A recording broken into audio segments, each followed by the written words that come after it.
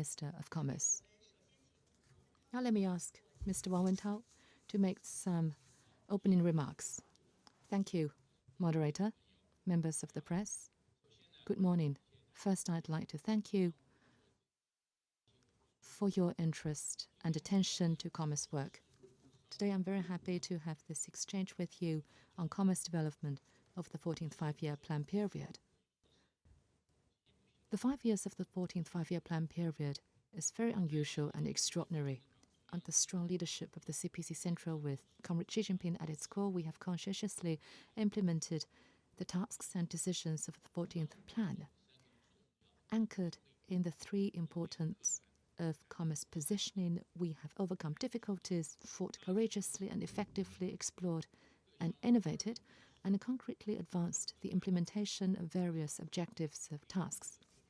Overall commerce development has weathered one shock after another and withstood historic tests.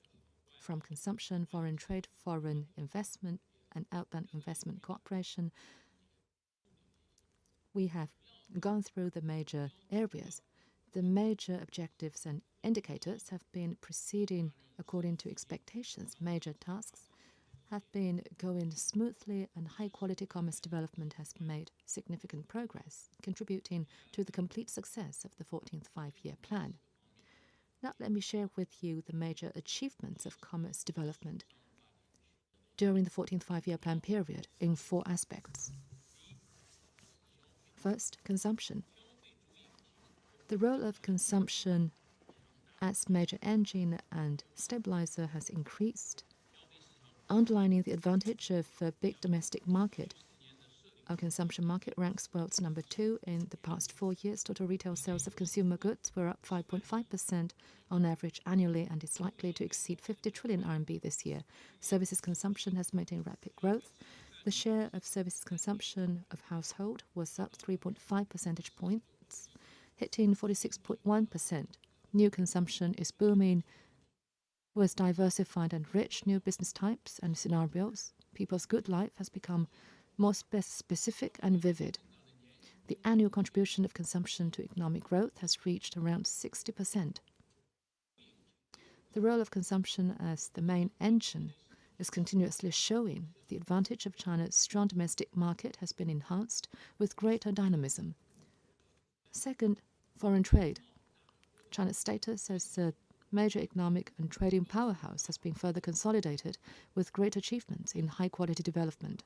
Foreign trade, as we all know, we have withstood external pressure, shown resilience. In terms of trading goods, it has ranked the world number 1. International market shares for imports and exports have stabilized above 14% and 10%. The scale of trading services ranks the world's number 2, stably. Last year, we breached $1 trillion for the first time. For trading services, quality of foreign investment has improved. Since the 14th five-year plan period, we have attracted more than $700 billion,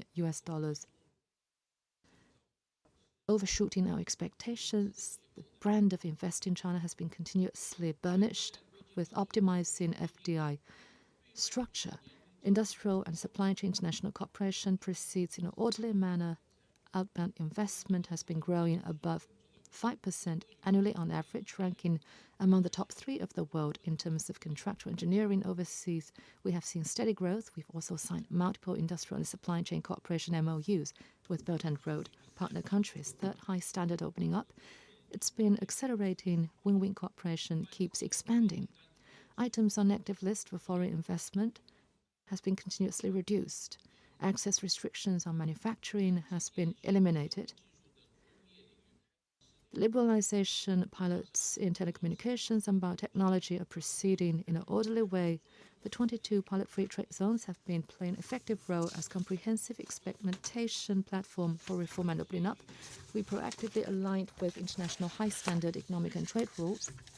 With pilots and trials, we have expanded proactive opening up, unilateral opening up in an orderly way, granting zero tariff treatment to 100% of the tariff lines of products from LDCs and African countries with diplomatic relations with China. We also advanced our accession process to CPTPP and deeper implemented RCEP in a high-quality manner in 2024. 43% of China's trading goods were with FTA partners. Fourth, we have continuously improved systems to maintain economic security with greater capability to prevent risks and respond to shocks. We have improved foreign economic and trade rule of law system, introduced the regulations on export control of dual-use goods, improved export control system, used well trade remedies instruments, appropriately handled trade frictions.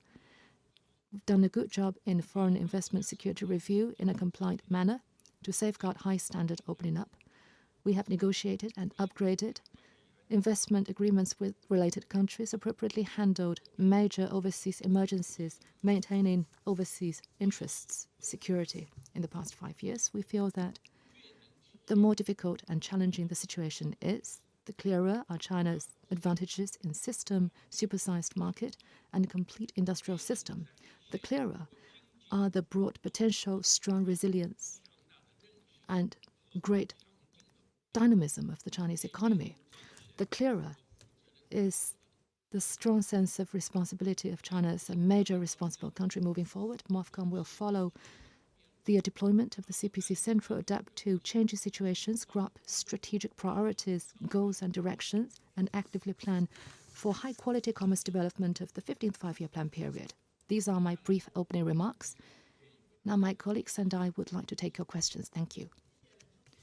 Thank you, Minister Wang. Now let's proceed to the questions. Please identify yourself before you raise the questions. Please raise your hands for questions. Foreign journalist first, in the fourth row, please.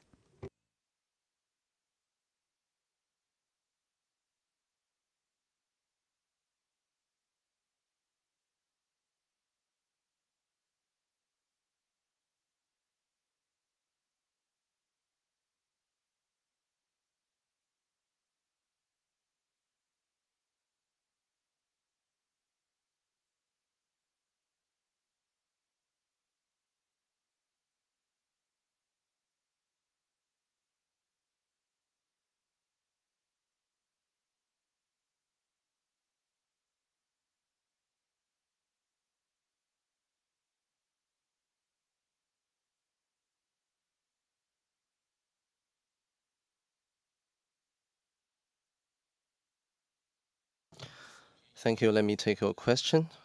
To start, let me thank you for raising this question. And to start, let me briefly review the 14th five-year plan before moving on to the 15th five-year plan. So let us start with a broader picture. From an international perspective, during the 14th five-year plan period, China's per capita GDP fell within the bound between 10,000 to 20,000 US dollars. This bound features rapid diversion of consumption demands and transformation of consumption structures. And this bound was covered by the 14th five-year plan and for the first part of the 15th five-year plan. In this period, new changes and highlights would emerge on the consumption markets. It is in line with the development of the consumer market, and this faces distinct features. Over the past 5 years, MOFCOM conscientiously implemented the decisions of the CPC Central Committee and adapted to the new trends. We have taken measures to boost consumption for expansion of the consumer market, optimization of consumption structure, and rapid unleash of consumption potential. As a result, we fostered a stronger domestic economy. And only by reviewing the 14th five-year plan can we have an outlook of the 15th five-year plan. And I would like to summarize the 14th five-year plan with 4 keywords. The first keyword is expansion of the supersize domestic market. China remained the world's second largest consumer market, and total retail sales increased from 39.1 trillion RMB in 2020 to 48.3 trillion RMB in 2024, with an annual increase of 5.5%. Compared with the United States, in absolute terms, China's total retail sale is about 80% of that of the US. But in terms of real purchasing power, according to statistics and calculations from the World Bank, China's total retail sales has already exceeded that of the US at 1.6 times that of the US. As we look at retail sale performance in the first half of this year, we are able to surpass the 50 trillion RMB mark for the whole year. In market segments, China has been the largest online retail market for 12 consecutive years, and number one automobile market for 16 years straight. Home appliances, such as washing machines and air conditioners, are where China ranks top in the world. I must stress that China has a population of 1.4 billion people, so any product category times 1.4 billion people would represent a massive market. The second keyword is enhancement of quality service for all Chinese households. The pursuit of our people has shifted from leading a life to leading a better life. For commodity consumption, we introduced series of supporting policies such as trade-ins of consumer goods. It not only stimulates consumption,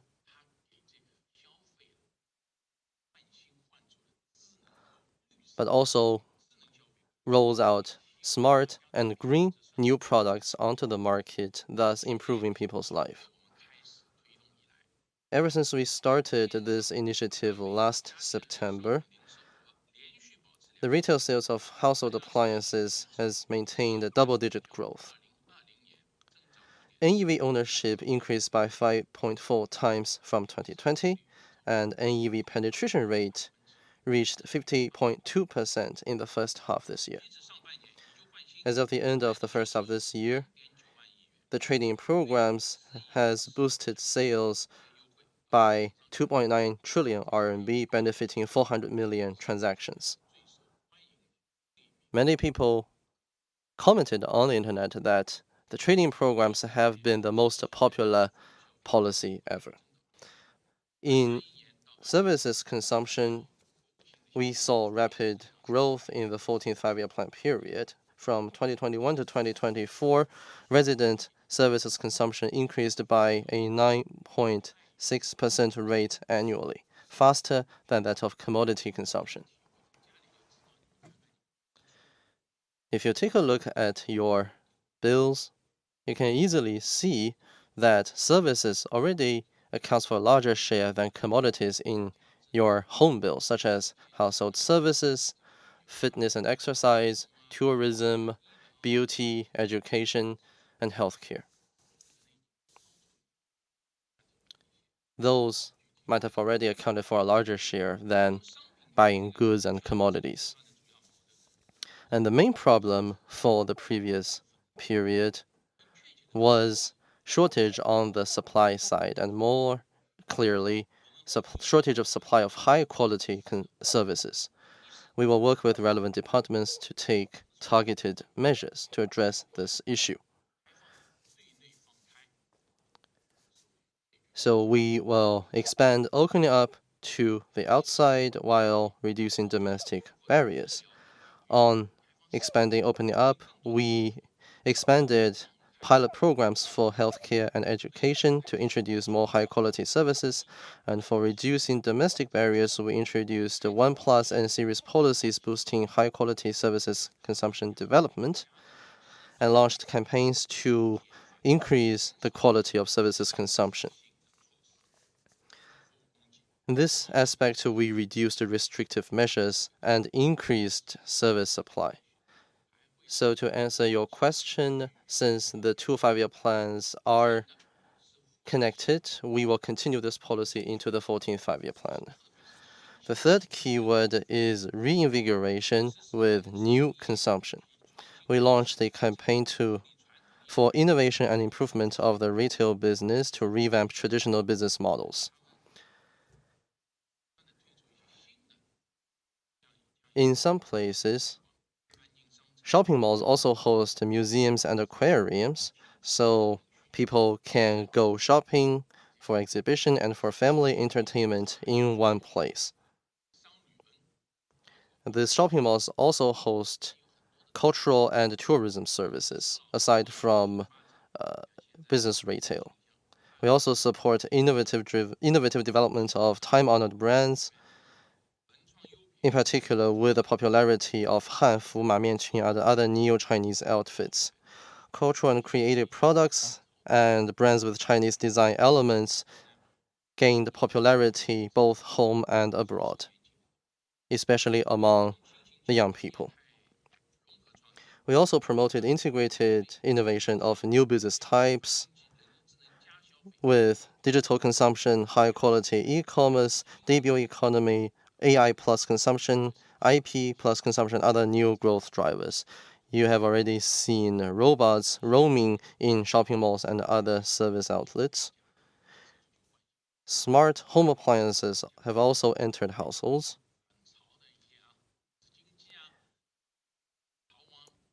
Plus, merch and collectible toys have become new fashion and trends.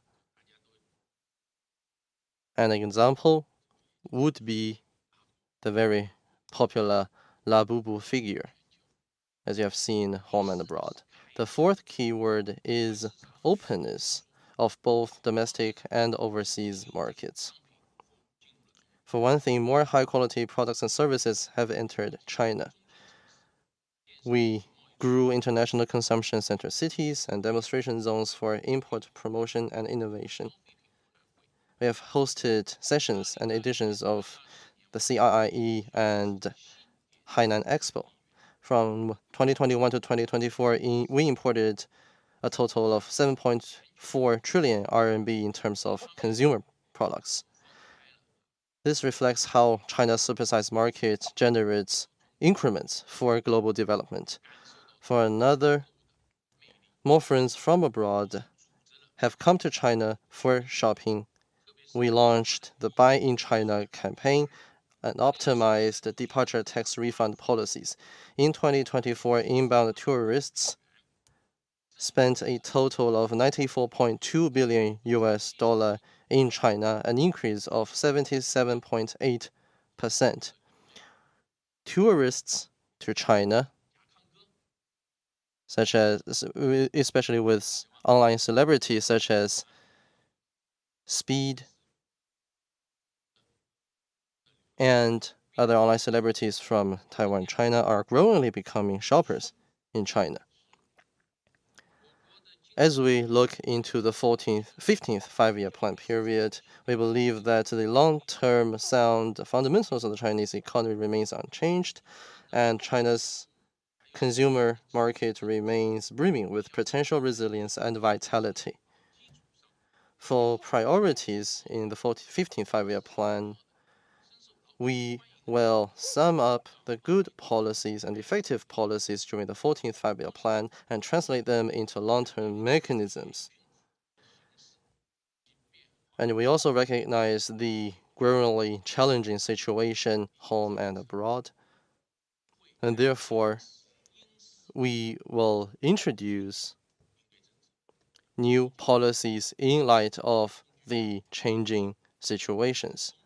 We have an ample stock of tools in our toolbox, and we would roll out these targeted policies in light of the situation to further boost commodity consumption, tap the potential of service consumption, amplify new consumption, expand domestic demand, and strengthen the domestic economy. Thank you.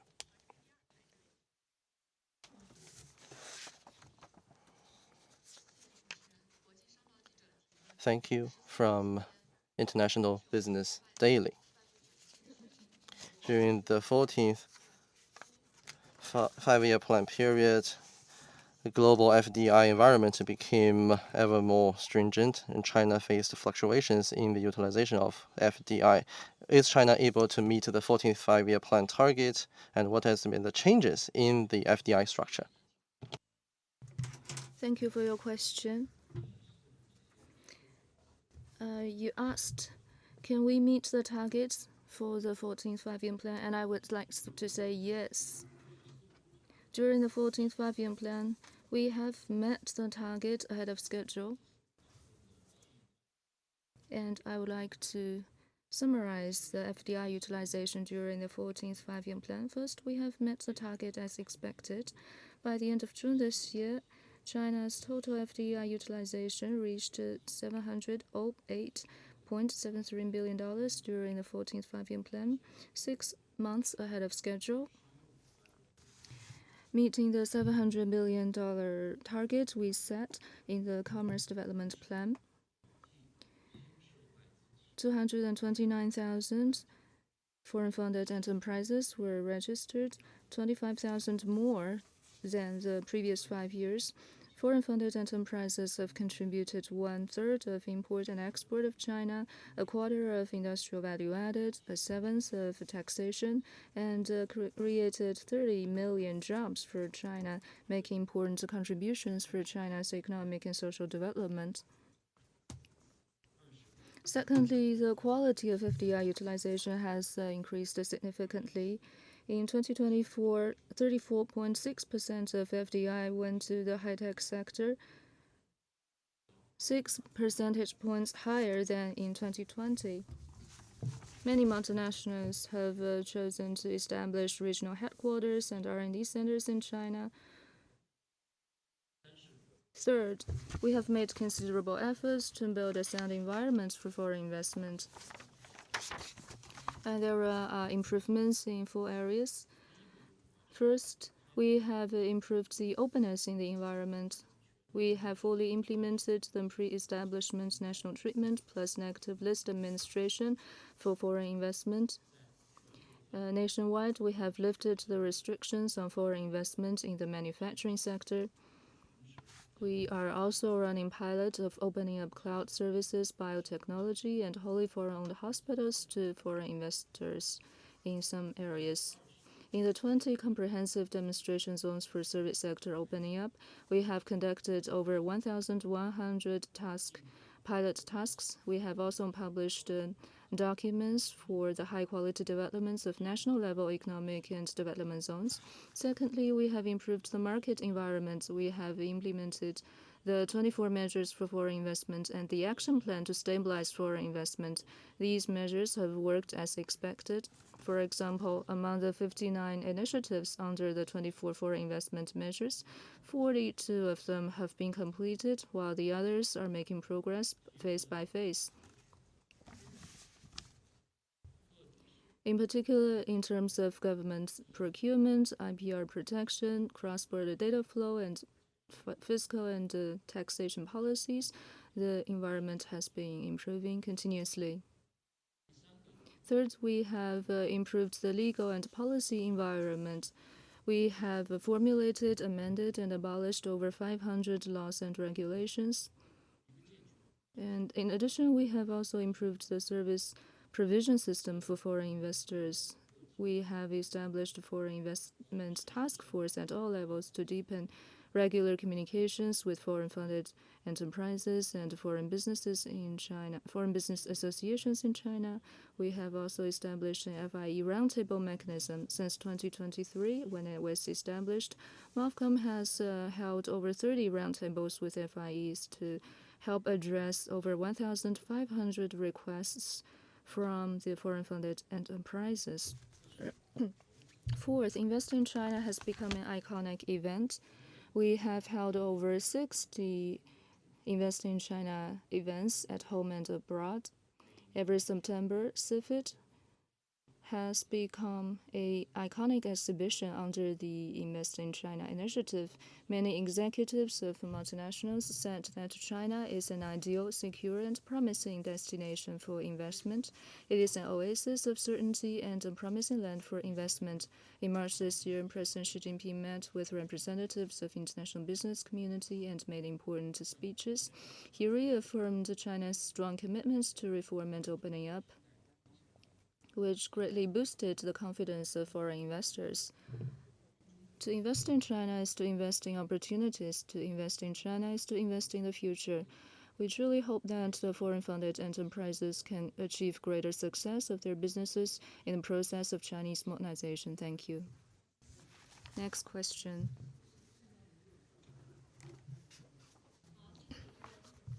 Thank you, China Media Group.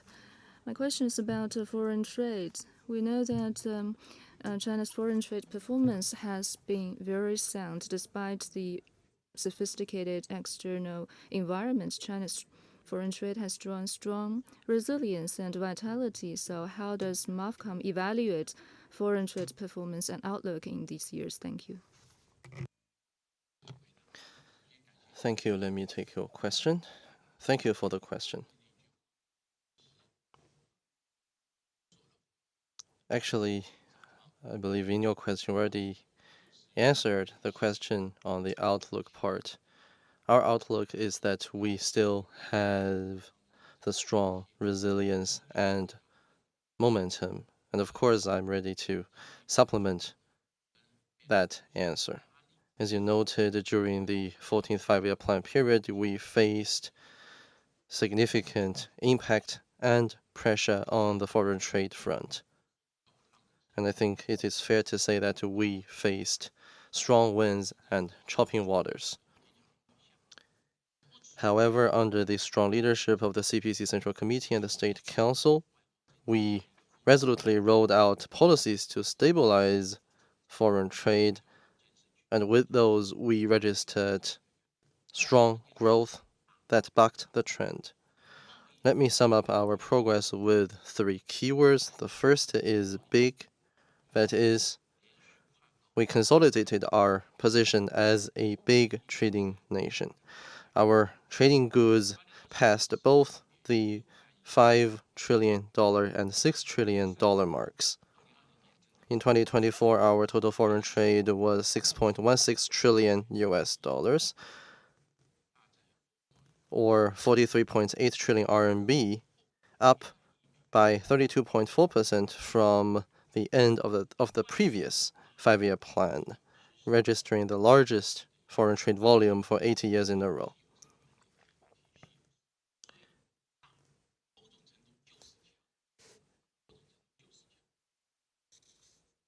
And being big means being strong, as we are underpinned by our strength in terms of scale and system. First, our trade cooperation has benefited the world. China is a major trading partner of over 150 countries and regions. As China supplies high-quality products and services for countries and regions, it also injects certainty and stability into global industrial supply chains and supported the multilateral trading system with our concrete actions, and supported trade liberalization and facilitation. Secondly, China shares the opportunities of its supersized market with the world. In 2024, the total import of Chinese mainland and Hong Kong accounted for 13.3% of global total import according to WTO statistics, whereas the US accounts for 13.6% of global imports. That is to say, the Chinese mainland plus Hong Kong, whose import mainly flows to the Chinese mainland, is only 0.3 percentage points lower than that of the US. So that makes China the second largest import market, second only to the US, and on a par with the US. China is also a main destination of exports for nearly 80 countries and regions.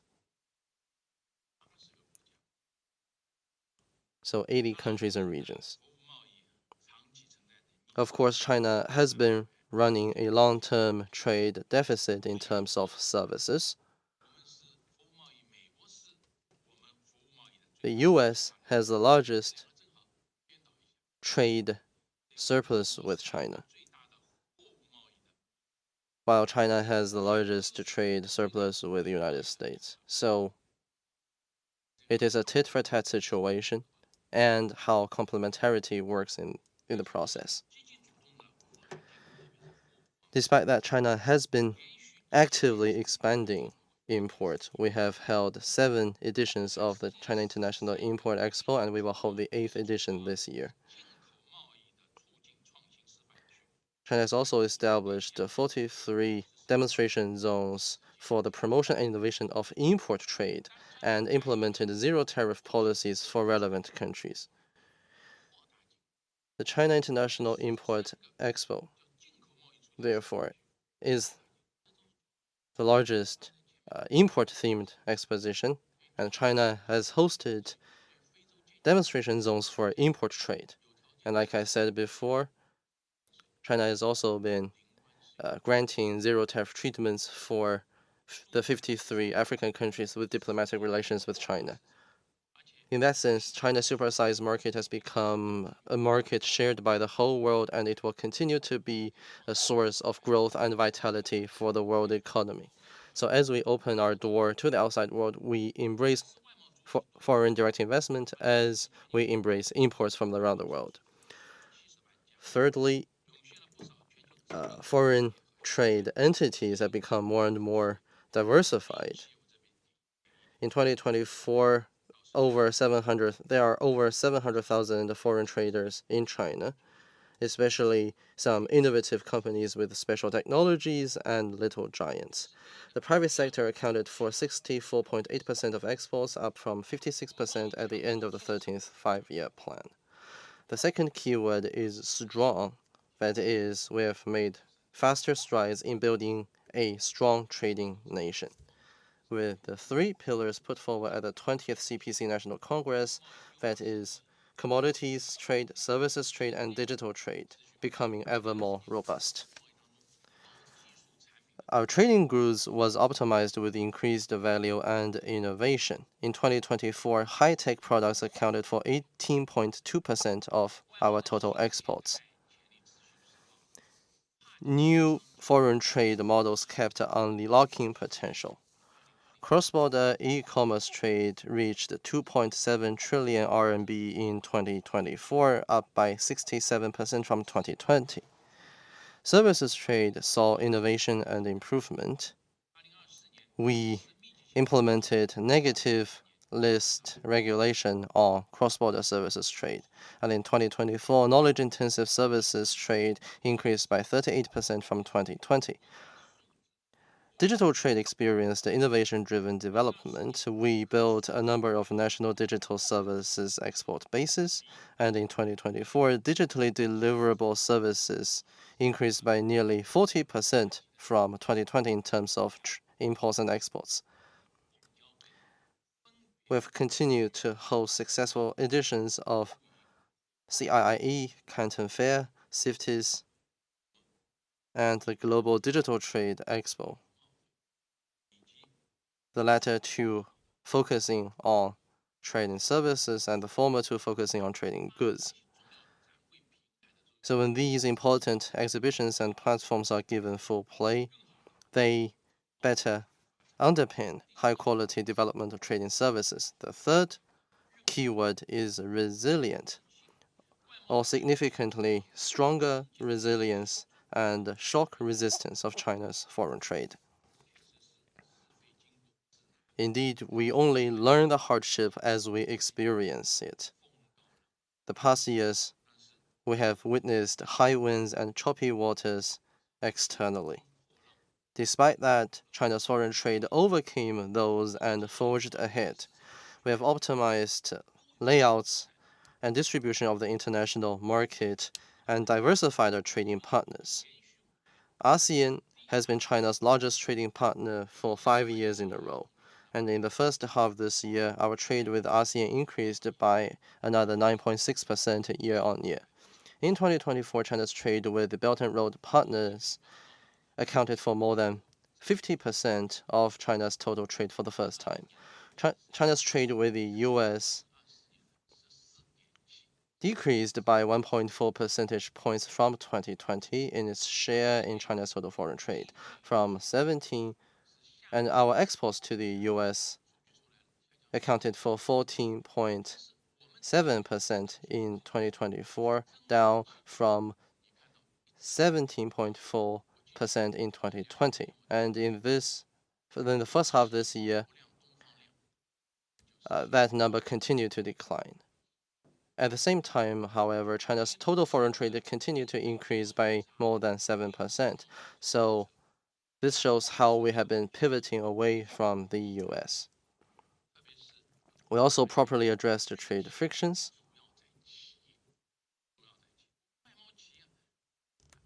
And our foreign trade businesses have actively adapted to the changes. This has demonstrated their strong resilience. They have accelerated the transformation and upgrading of their products and increased the application of high-end technologies in their products. They have opened up new trade channels and models and increased the impetus in their innovation. China's foreign trade industrial supply chains are more refined, flexible, and efficient, in adding to our capacity and confidence in addressing risks and challenges. In the 15th Five-Year Plan, we will continue to promote high-quality trade development, grow innovation drivers, expand imports as we increase exports, deepen international cooperation, increase trade resilience, and build an international trade situation featuring open cooperation, common development, and win-win situations. Thank you.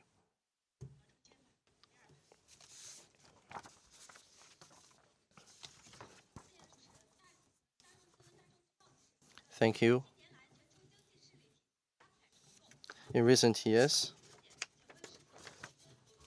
the global economic governance system has been rapidly restructuring, and China has been playing a growing role. What has China done during the 14th Five-Year Plan period in promoting WTO reform and building the FTA network? I will ask Vice Minister Li to answer this question. Thank you for your question. Like you said, in the 5 years of the 14th Five-Year Plan period, the global economic governance system was under restructuring. Economic globalization faces headwinds, unilateralism, protectionism are rising. International economic order and governance system face severe shocks. China firmly upholds the multilateral trading system, expands global-oriented high-standard FTA network. We have promoted the working of dual engines of multilateral cooperation and regional cooperation at the multilateral level. We firmly stand by the multilateral trading system and also is deeply engaged in WTO reform. We safeguard the authority of the WTO. Faced with WTO dysfunctionality, we actively pushed MC12 and MC13 to achieve multiple practical outcomes. We work to boost the effectiveness of the WTO and also led the conclusion of the Investment Facilitation for Development Agreement and e-commerce agreement, among other high-standard international economic and trade agreements. We were also deeply engaged in consultations of trade and for environment development, supply chain stability, etc. And third, we also honor our commitments and show strong sense of responsibility as a major country. We implement WTO obligations, strengthen compliance of international trade. With Uzbekistan, Azerbaijan, and Ethiopia, we completed bilateral negotiations for their accession to the WTO to help developing members integrate into the multilateral trading system. At the same time, we also constructively engaged in multilateral institutional cooperation such as G20, BRICS, and APEC. We stay committed to development and its centrality in international economic and trade agenda. We successfully helped launch the China Center for Cooperation on Special Economic Zone in BRICS countries in implementation of President Xi Jinping's instructions. At the regional level, we promote global high-standard FTA network. We have growing circle of friends. We pushed for the signing and entry into force of RCEP and makes it the world's biggest FTA by economy scale and population. We also completed negotiations on China-ASEAN FTA 3.0. We signed framework agreements on economic partnership for shared development with the 31 African countries. We also signed 8 FTA agreements and upgrade protocols. And also we have increasing level of opening up. We officially applied to join CPTPP and deeper with the mutual on duty-free treatment on trading goods with the FTA partners. We also pushed trading services and investment negotiations into the era of negative list. Digital economy and the green economy have become fixtures in our negotiations on new rules in areas, and also increase in dividends. In 2024, our exports to FTA reached 10.06 trillion RMB, up 7.6 year-on-year. Imports from FTA partners reached 9.01 trillion RMB, up 4.1%, both higher than imports and exports over the same period. So, free trade preferential policies have effectively achieved win-win cooperation and common development. Currently, both at multilateral and regional level, the convening power of Chinese initiatives have been on the rise, with growing influence of Chinese propositions and cohesion of Chinese plans. Thank you. Next question in the first row, please. Well, our sense is that after 14th five-year plan period development, the urban and rural areas, shopping has become more convenient and easier. The entire urban-rural commerce distribution system has been transformed. What has MOFCOM done in developing modern distribution system? What are the achievements? Thank you. I would like to invite Vice Minister Sheng Qiuping to take your question. Thank you for your question. Distribution connects production and consumption, domestic and foreign trade, online and offline business. It is the vessel and lifeblood of the economy and is of great significance for such a large economy as China. As President Xi Jinping emphasized, building a new development paradigm requires us to build a modern distribution system as an important strategic task. During the 14th five-year plan, we focused on building modern supply chains and a high-quality development of retail and wholesale industries. We made significant progress in building the modern distribution system. There is one rise and one fall. What has risen is the number of retailers and wholesalers. In 2024, China's wholesale and retail industries created a value added of 13.8 trillion yuan, second only to manufacturing sector, up by 40% from the previous 5 years, accounting for 1/10 of GDP and creating 135 million jobs. In the first half of this year, retail and wholesale value added grew by 5.9%, maintaining rapid growth. What has fallen is the aggregate logistics cost. Its share in the GDP has fallen from 14.7% 5 years ago to 14.1%. The aggregate logistics cost of key enterprises has fallen by 10%. Commerce distribution has become an important pillar of the national economy and provides strong support for the new development paradigm. To be more specific, there are 4 characteristics. First, the distribution facilities have become more convenient. In rural areas, we have deepened the county-level commerce system construction. We launched 1,000 markets and 10,000 shops initiative, which renovated 155,000 business outlets at village, township, and county level. The farmers in over 95% of administrative villages can now enjoy express delivery services. In urban areas, we have built 35 national demonstration pedestrian streets and business districts, 5,510 15-minute community life circle, which benefited 125 million residents. The convenience and happiness of urban life in China has amazed many foreign tourists. Second, the distribution network has become more improved. First, we have improved the channels. We have conducted pilot in 40 cities for the modern commercial distribution system to build a closer network of capillaries. Second is to strengthen the weak links to develop the cold chain logistics. Now there is a cold storage of 253 cubic meters in China, and the refrigerator trucks ownership has reached 495,000, up by 42.9% and 80% from the previous 5 years. This has allowed the journey from the farm to fork more convenient and more smooth. Third, the players in the distribution network have been strengthened. There are are a great number of the small businesses, while the large businesses are taking the lead. First, there's a greater number. There's over 10 million retail and wholesale legal persons with 45 million self-owned individuals, accounting for 45% of the total. Second, stronger vitality. Traditional modes such as the shopping malls and department stores are accelerating transformation, while new models such as member-only supermarkets and select shops are taking on new forms and have become the most vital and innovative and vibrant sector in the commercial distribution. Third is greater strength. In 2024, 17 distribution enterprises in China made it to Fortune 500 companies with revenue of over $90 billion. Fourth, distribution has become more efficient and intelligent. First, we have used AI, artificial intelligence, big data, and Internet of Things to make the whole process of commercial distribution smarter and better match supply and demand. Second is standardization. The standard pallet recycle rate has fallen from 32.4% to 37.8%, allowing this business turnover goods to at greater efficiency and lower costs.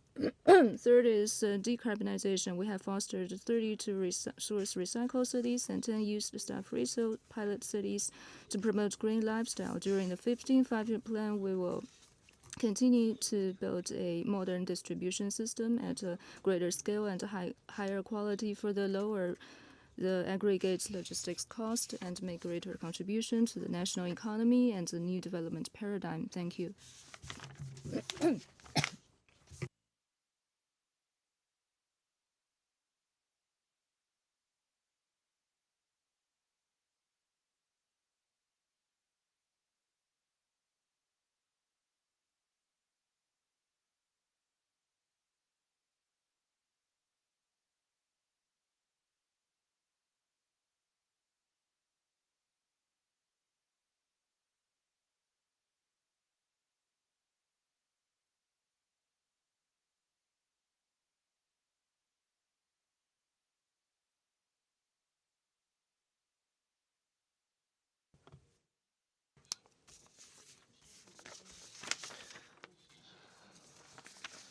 Thank you.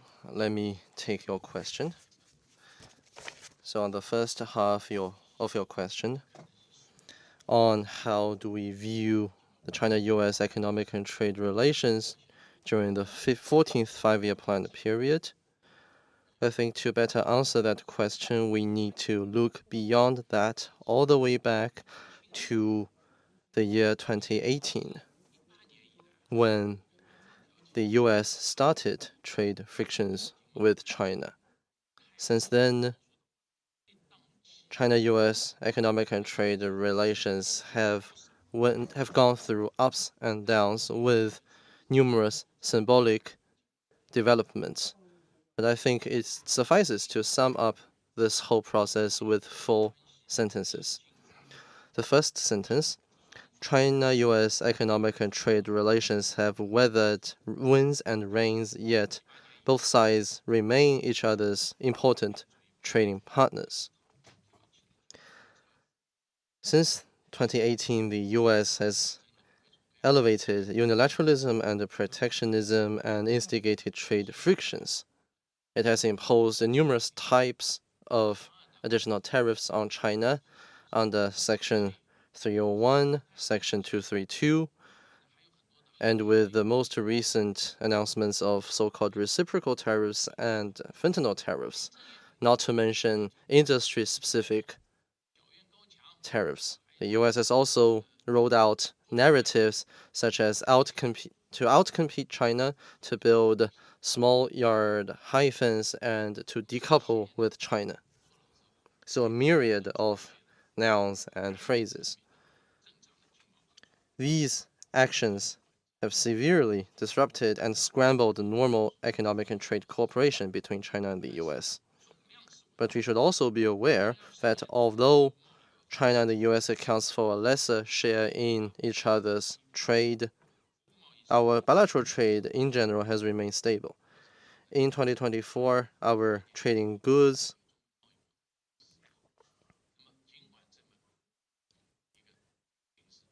was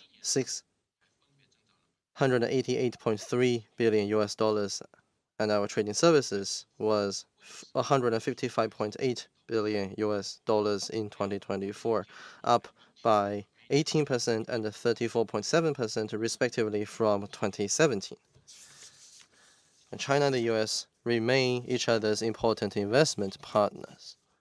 These days, you have seen from the news that many CEOs from the US have visited China, and a notable example would be Mr. Jensen Huang of NVIDIA, whose visit to China these days have swept Chinese social media.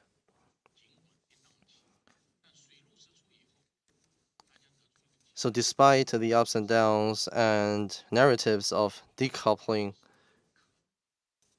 but as it turns out, artificial decoupling is simply doomed to fail, as it contradicts economic developments and public support. Therefore, although the share is decreasing, but the total volume remains stable, and we are still each other's important trading partner. Sentence number 2. Mutual benefit is the essence of China-US economic and trade relations, and cooperation is the only right way forward. And it is only after these ups and downs that both sides have come to terms that there are things we need from the other side that are very difficult to substitute, at least in the short term. So that again meets the law of economics. That also reflects the essence of mutual benefit between our two sides. In 2024, the 1.6 million Chinese tourists visiting the US generated 20 to 30 billion US dollars in direct revenue for the US. Our two-way investment creates numerous job opportunities for both countries, generates immense business opportunities and profits for our companies. For instance, American companies have a revenue of around 500 billion US dollars in China, whereas Chinese companies have a revenue of around 100 billion US dollars in the US. Sentence number 3. Differences and frictions are inevitable, and dialogue and consultation are the best choice out of the problems. President Xi Jinping has re-emphasized to the US side that given the differences in stages of development and economic system, that has been the case, is the case, and will continue to be the case, it is inevitable that the two major countries will experience differences and frictions in their commercial cooperation. The key is to respect each other's core interests and major concerns and properly address differences through equal-footed dialogue. This year, President Xi has made 2 phone calls with President Trump, charting the course of China-US relationship at critical historical junctures. Since May, Chinese and US trade teams have had talks in Geneva and in London. On the premise of mutual respect, equal-footed consultation, and mutual benefits, we have reached the Geneva Agreement and the London Framework, which effectively stabilized the bilateral relations and brought the temperature down. I think these have proven that for China and the US, equal-footed dialogue and consultation can perfectly, properly manage differences, address conflicts, and achieve win-win outcomes. Sentence number 4, China's position is consistent and clear. That is, we will resolutely safeguard national interests and international fairness and justice. We have said repeatedly that between China and the US, there is win-win cooperation. There are areas that we cannot easily substitute each other. Cooperation leads to mutual benefit, and confrontation serves the interest of none. There is no winner from a trade war. China has taken resolute actions, which I don't think I need to further elaborate on this occasion, to firmly safeguard our own lawful rights and interests and development interests. And proceeding from international justice, we have also been upholding international trade and economic order and fairness. This has won China broad-based respect and support from the international community. In the first half this year, China's economy has withstood the pressure and continued to perform well, which has been introduced by previous speakers in previous press opportunities. China is still faced with a high level of tariffs, a 10% baseline tariff, a 20% fentanyl tariff, and roughly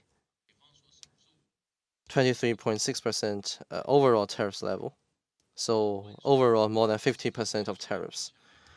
China has at least one of the highest tariffs from the US. However, like I said, China has the resilience and the vitality. In the first half this year, our exports increased by 7.2%, and the resilience was surprising, especially from our companies. This also reflects that China's long-term good economic performance will remain unchanged.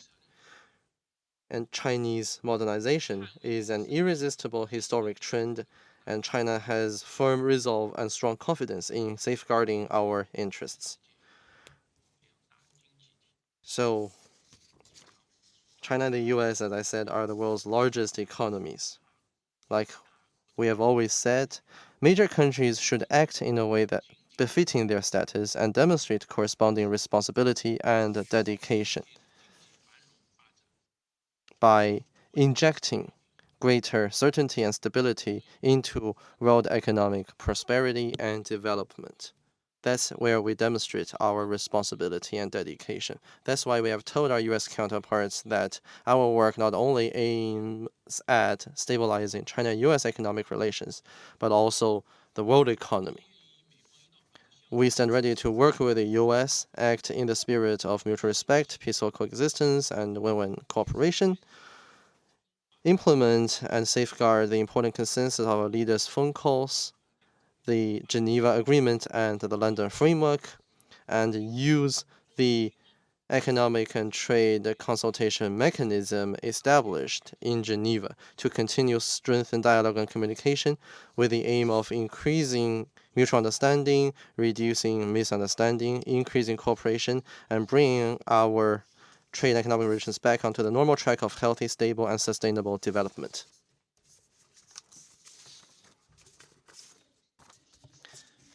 Thank you from China Business News. Belt and Road Cooperation has been transformed from a concept into realities and from an initiative into a globally popular platform for interconnection cooperation. What are the highlights of Belt and Road Cooperation during the 14th Five-Year Plan period? Vice Minister Li, please. Thank you for your question. During the 14th Five-Year Plan period, MOFCOM implemented in depth President Xi Jinping's important instructions on Belt and Road cooperation and worked with related countries and followed the principle of consultation and contribution for shared benefits and pushed practical cooperation on economic and trade front towards fruitful results with the mutually beneficial and win-win results, making positive contribution to open world economy and the community of shared future for humanity. You mentioned outcomes and highlights. I'd like to share with you 4 aspects. First, trade and investment keep deepening with closer ties in industrial and supply chains. In terms of trade, our trading goods with partner countries grew from $2.7 trillion in 2021 to $3.1 trillion in 2024, with annual average growth of 4.7%, and share in total trade also rose from 45.3% to 50.7%. In the first half of the year, it rose further to 51.8%, over half. And partner countries' durians on dragon fruits as well as coffee, among other quality products, have entered Chinese market in larger quantities, and Chinese machinery and electronic devices have also helped the industrial development of partner countries. Investment-wise, from 2021 to the first half of 2025, our two-way investment stood at around $240 billion US dollars, and our outbound investment was about 160 billion US dollars as compared to 80 billion US dollars of inbound investment from these countries. Our twin parks programs with Malaysia and Indonesia have become calling cards of our Belt and Road cooperation. Second, project construction has been moving forward steadily with the better comprehensive effects. We have coordinated the development of landmark projects and small and beautiful livelihood projects from 2021 to the first half of 2025. The total contractual engineering business turnover reached 600 billion US dollars. Major infrastructure projects like China-Laos Railway were completed and became operational, and China-Europe freight train service as well as new international land-sea trade corridor are accelerated, enhancing interconnectivity standards. We've also built people's livelihood projects in agriculture, education, health, and poverty reduction. We've also fostered lots of technical talent for local communities by demonstrating and disseminating Juncao and hybrid rice projects. Third, emerging areas have been growing steadily with broader cooperation space. We have signed investment cooperation MOUs with more than 50 partner countries in digital, green, and blue areas. We have Silk Road e-commerce partner countries, now numbering 36. We've also formed Silk Road e-commerce day and online lectures, as well as Silk Road online products, as well as other cooperation brands. We helped products from more than 120 countries to enter the Chinese market. Fourth, institutional platforms continue to improve. Coordination and communications has become smoother. We have made good use of bilateral JETC as well as unimpeded trade working group as well as investment cooperation working group, tapping into the role of platforms such as Car Expo, China Africa Economic and Trade Expo, strengthening exchange with these countries on economic and trade front. We've signed FTAs with Ecuador, Serbia, and also signed investment agreements with Angola and Tajikistan, enhancing trade and investment, liberalization, and facilitation. In the future, building upon existing success, we will deepen existing cooperation. Thank you. Next question, please. In the interest of time, last question, please. The third row. Thank you, Bauhinia from Hong Kong. During the 14th five-year plan period, China's high standard opening up has kept accelerating. Could you share with us the pioneering role of pilot free trade zones, and what are the achievements in steadily expanding institutional opening up? What are the future considerations? Thank you. Thank you very much for the question. I would have wanted to forward the last question to my colleagues, but I think it's better I take this last question. During the 14th five-year plan period, we used pilot FTZs as test grounds for institutional opening up. We produced a number of signature and pioneering measures with breakthrough outcomes in the following aspects. First, the pilot FTZ-led institutional opening up kept improving. During the 14th five-year plan period, we had in total 22 pilot FTZs covering all regions in China. These pilot FTZs have produced institutional breakthroughs, for instance, negative lists, which now has extended to cross-border trading services and cross-border data flow. The pilot FTZs have also conducted differentiated explorations based on their local features. In 2024, pilot FTZs accounted for 19.6% and 24.3% of China's foreign trade and FDI respectively, demonstrating stronger vitality and momentum of open economic development. Second, we have actively aligned with high standard international trade and economic rules and made new breakthroughs in key areas in terms of reform and opening up.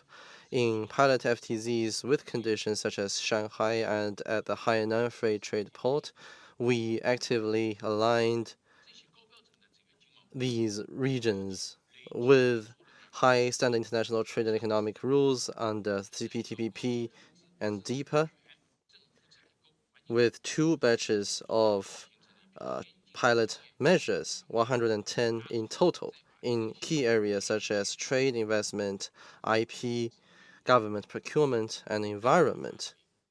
And we further replicated these measures to other places in China, leveraging their pioneering and pace-setting role.